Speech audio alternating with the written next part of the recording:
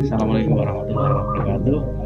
Jadi Plaza ini tadinya itu Ahsanul Amalah. Jadi ketika kita mau membuat yayasan atau kita masukkan di Haki, itu ternyata nama Ahsanul Amalah itu sudah banyak sekali.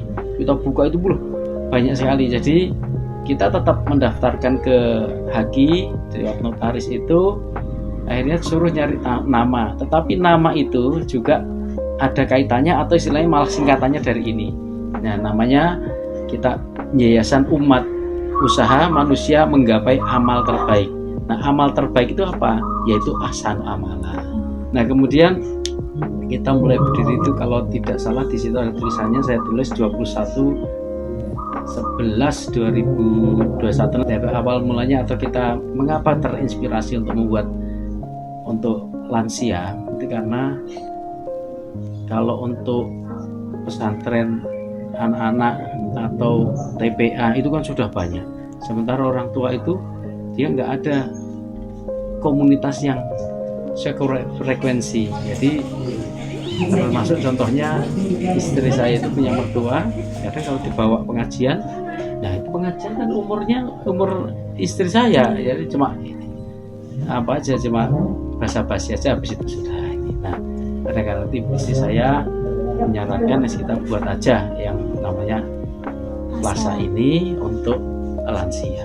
Nah, kalau di sini dengan manajemen kita sendiri ini mukimnya banyak, justru yang reguler yang datang pulang gitu kan tidak terlalu banyak. Yang mukim itu rata-rata dari luar daerah, ada dari Kalimantan, Sulawesi, terus ada dari Sumatera, terus Jawa Timur, Jawa Barat, itu banyak.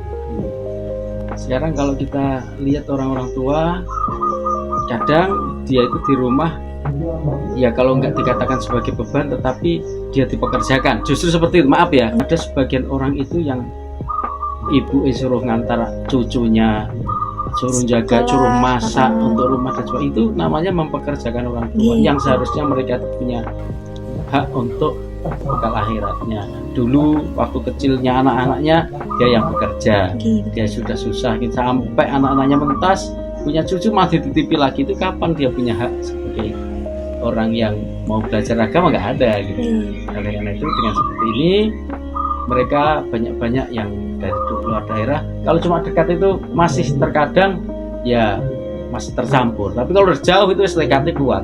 Dari luar Jogja itu udah nggak akan terganggu kegiatan rumah gitu kan. Jadi kita itu untuk yang mukim, khususnya kalau saya bicara mukim itu karena dia yang untuk prosentase jam belajarnya lebih besar. Jadi sekarang kegiatan rutin perharinya itu mereka bangun 2:30, jam 3 sudah mulai tahajud bersama, nanti sampai jam 4:45 selesai tahajud, terus persiapan berangkat ke masjid, sholat subuh di masjid berjamaah, nanti lanjut zikir pagi di masjid sampai sholat isyrok ya. Nah, selesai baru mereka pulang sekitar sampai rumah jam 6:04 mereka boleh acara bebas, mau nyuci, mau tidur lagi, tapi nanti setelah jam 7:30 itu sudah siap di kelas lagi untuk mulai belajar Iqra atau yang tahsin. Itu udah sarapan ya, sarapan. Nah, ini nanti bisa dimulai kegiatannya ya. Dimulai. Nah, kalau untuk ustadznya nanti datang 2. Kalau yang sebelumnya itu ya kami yang ngajak Iqra, tahsin ataupun hafalan. Tapi kalau nanti jam 9 sampai jam 12 kurang lebih itu 2 ustadz. Nah, mata pelajarannya itu ganti-ganti, ada tauhid, ada akhlak, ada ini tazkiyatul nafas ini, terus ada lagi senam juga ada sebenarnya, senam lansia, kemudian tentang fikih juga ada. Jadi pemahamannya yang namanya hafalan untuk orang tua itu tidak ada target harus cepet-cepet hafal, enggak, nyaman saja sehingga mereka itu merasa seperti bermain gitu kan. Misalnya itu ada metodenya dengan metode jari angka, misalnya 1, 2, 3, 4, 5 6, 7, 8, 9, 10-nya di sini. Nah, nanti 20, 30, 40, 50, 60, 70, 80, 90. Pokoknya angka itu sampai 99.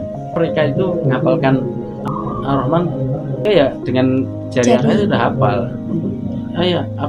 Ayat 55 apa? Nah, itu udah langsung bunyi gitu. Masing-masing orang kan beda-beda daya ingatnya, kecerdasannya, usianya itu berbeda.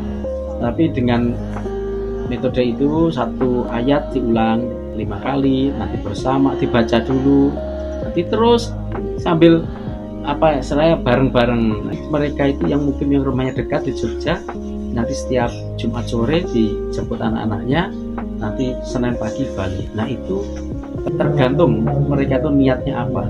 Kalau memang niatnya mau belajar, mau mondok, itu biasanya betul-betul niat. Tapi kalau seperti itu kan ada yang itu sama anaknya memang diungsikan sini, bisa jadi seperti itu. Dan itu ada di rumah tidak bisa dikandani, nggak bisa dikasih tahu anaknya, mungkin malah nonton TV doang atau sebagainya, keluyuran kemana ada itu kayak gitu. Dengan itu anaknya berpikir masa bodoh aja, seminggu sekali dijemput. Oke, tetapi konten agamanya dapat. Jadwal kita itu cukup padat kalau yang mukim ini. Jadi tadi sampai suruh selesai, terus kelas sampai jam 12, makan siang bareng, istirahat jam 3 asar, sholat lagi asar, zikir sore, terus nanti jam 5 itu berangkat ke masjid kurang lebih 3 kilo 4 kilo dari sini. Tiap hari seperti itu.